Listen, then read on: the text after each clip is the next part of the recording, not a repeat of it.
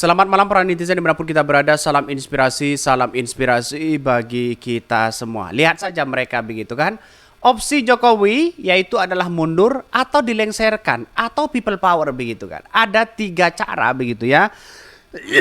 Yang kemudian bahwa ya opsi kepada Pak Jokowi begitu kan ya.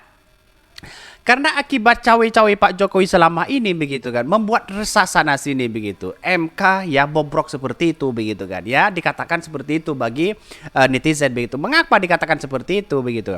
Karena bertentangan dengan konstitusi katanya begitu ya. Tapi kita lihat saja ketika people power menggema atau Pak Jokowi dilengsarkan atau bisa saja mundur begitu kan ya, maka masyarakat antusiasme sekali begitu kan. Kalau PDIP, P3, Hanora, terus kemudian Perindo, terus kemudian Nasdem, PKB, PKS, yaitu bersatu di situ begitu. Bukan tidak mungkin Pak Jokowi akan dilengsarkan begitu kan ya. Kalau memang benar-benar terjadi begitu. Tapi karena pada hakikatnya kan masih punya kepentingan. Bagaimana PDIP mulai agak kecewa terhadap Pak Jokowi begitu kan. Apa yang terjadi begitu kan. Opsi Jokowi apakah dia mundur, dilengsarkan atau people power. Ya tiga inilah pertanyaannya begitu kan ya. Dan pada intinya masyarakat akan melihat bahwa apa yang terjadi selama ini kalau terjadi people power begitu kan ya. Bahkan ini bisa saja itu menjadi dampak kepada demokrasi kita begitu ya. Mulai dari gagasan-gagasan yang kemudian muncul 3 periode begitu kan. Mulai gagasan-gagasan lagi dinasti politik mereka begitu. Ya maka yang menguasai negeri kita ya itu aja begitu kan. Di mana demokrasinya begitu ya. Ini kerajaan atau demokrasi sebenarnya ya. Banyak komentar-komentar dari netizen. Percumalah sudah di ujung finish jabatan kok baru turun. Yo enak Jokowi lah istirahat sambil ketawa katanya ya. Ya, yang penting kan tidak punya peran atau setidaknya netralitas begitu kan ya. Disuruh milih ya aja sesuai dengan selera dia. Sadar diri mundur, nggak sadar diri ngeyel ya dilengsarkan. Nggak sadar diri ngeyel dan kerahkan aparat keamanan, people power katanya begitu ya. Nggak mungkin lah TNI dan Polri udah tercemar katanya begitu. Apa maksudnya begitu ya? Mendingan Jokowi pamit mundur kayak Pak Harto. Itu contoh yang baik buat pemimpin yang sudah merasa nggak diterima rakyatnya begitu ya. Kalau di ujung tanduk seperti ini kalau mundur gimana begitu ya. Ya ini kan lebih menjaga netralitas sebagai seorang Jokowi begitu kan. Bisa saja ya Pak Prabowo kalah di situ begitu kan ya. Kenapa? Karena kekuatan ini sebenarnya berada di Pak Jokowi begitu. Maka ya PDIP tidak pernah memecat Jokowi, tidak memecat Gibran. Pada intinya kan masih membutuhkan Pak Jokowi, masih membutuhkan power di situ begitu kan ya. Jadi saatnya adalah bahwa bagaimana PDIP sekarang ini bisa mengalahkan Prabowo dan Gibran. Itu aja begitu kan ya. Di putaran pertama begitu. Karena dia menganggap kalau putaran pertama Prabowo Gibran, maka otomatis Gibran dan pendukung-pendukung mereka akan berlaju kepada Pak Ganjar. Katanya begitu ya. Tapi politik tidak semudah itu begitu kan ya. Bisa saja beralih kepada Anies Baswedan begitu. Bayangkan banyak yang kemudian yang mengatakan bahwa wah ini kok bisa ya begitu kan ya. Di ujung tanduk seperti ini lalu menggema people power dan sebagainya kan. Karena people power ini muncul mungkin setelah beberapa tahun kemudian begitu kan ya. Jadi pada intinya adalah masyarakat sekarang ini lebih menginginkan bahwa ya people power begitu kan ya. Lebih menginginkan bahwa Pak Jokowi harus mundur di situ katanya begitu.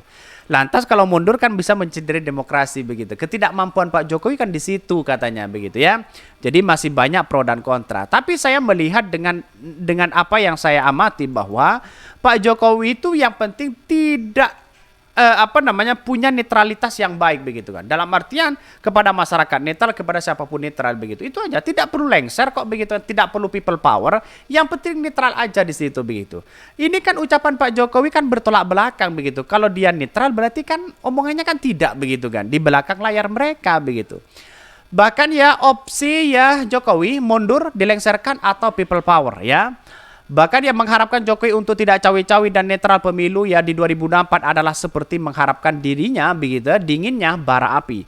Walaupun Jokowi ketika menjamu begitu ya makan siang di istana begitu dari 3 capres Prabowo dan Anies Baswedan ya, Bahkan ya seolah-olah dia bertindak netral kepada ASN juga mengatakan netral, terus kemudian kepada kepala daerah juga mengatakan netral dan sebagainya. Bahkan di Pak Jokowi mengumpulkan ya kepala daerah di situ begitu. Artinya apa? Apakah masyarakat percaya terhadap omongannya Pak Jokowi begitu kan? Kan tidak mereka begitu kan ya. Jadi intinya adalah bahwa persoalan-persoalan politik seperti ini masyarakat sudah paham apa yang sebenarnya terjadi begitu kan ya.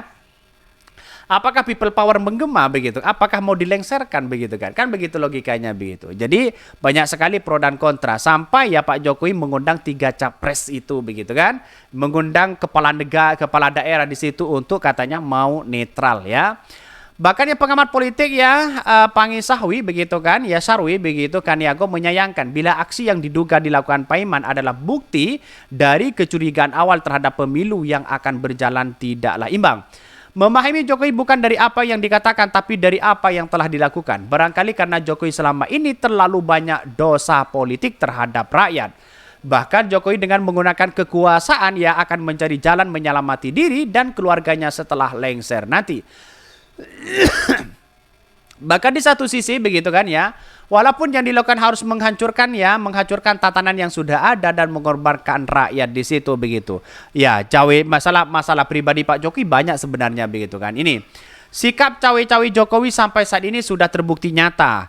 Terus kemudian katanya demi bangsa dan negara kok tiba-tiba begitu kan ya demi anaknya begitu. Lihat saja cawe-cawenya apakah demi bangsa dan negara apakah demi anaknya begitu kan ya. Bahkan yang mengkudeta partai ya ini mengkudeta partai PSI demi ambisi politik dinastinya begitu ya memaksakan Gibran untuk menjadi cawapres ya bahkan putusan MK di situ begitu. Lihat saja apakah sebenarnya semuanya ini adalah drama-drama yang dimainkan oleh Jokowi. Apakah drama-drama bisikan sana sini ya lalu kemudian peran strategi Prabowo dalam kuda Troya yang masuk ke istana di situ sudah mempengaruhi Pak Jokowi. Itu kan bukti nyata bahwa Pak Jokowi itu lemah begitu kan ya. Sangat lemah sekali begitu di situ begitu. Bahkan ya bukankah dia jadi wali kota Solo baru 2 tahun ya, banyak kebijakan yang ditopang dari pusat ya. Ya yang namanya APBN kan bisa jadi di situ begitu kan. Bahkan demikian juga ya tentang banyaknya pemilih siluman, pemilih ganda formasi ya. Jadi masih percayalah omongan Jokowi yang akan menjadi netralitas di Pilpres. Jika sampai Anies kalah karena dicurangi, mungkin langkah menghentikan arogansi Jokowi sudah terlambat. Karena secara legalitas hukum keputusan KPU sah. Dan jika akan diadukan ke MK, maka MK ada disiapkan keputusannya. Anies bisa jadi tetaplah kalah di situ begitu ya. Wallahu alam ya.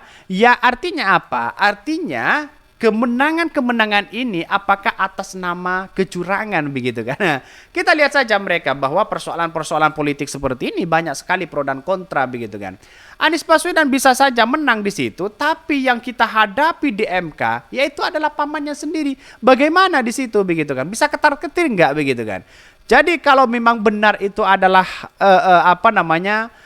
yang diputuskan itu yang menang jadi kalah, yang kalah jadi menang, bisa saja ini adalah langkah awal bahkan demokrasi itu kan bisa hancur di situ begitu. Jadi artinya apa? Kok yang menang jadi kalah, kok yang kalah jadi menang, kan begitu logikanya begitu. Artinya proses dalam hal ini bisa saja masyarakat menganggap bahwa kepemimpinan Pak Jokowi pada rezim ini sangat tidak ya masuk akal, dan bahkan menurut saya pribadi ada kegagalan demokrasi yang sangat luar biasa.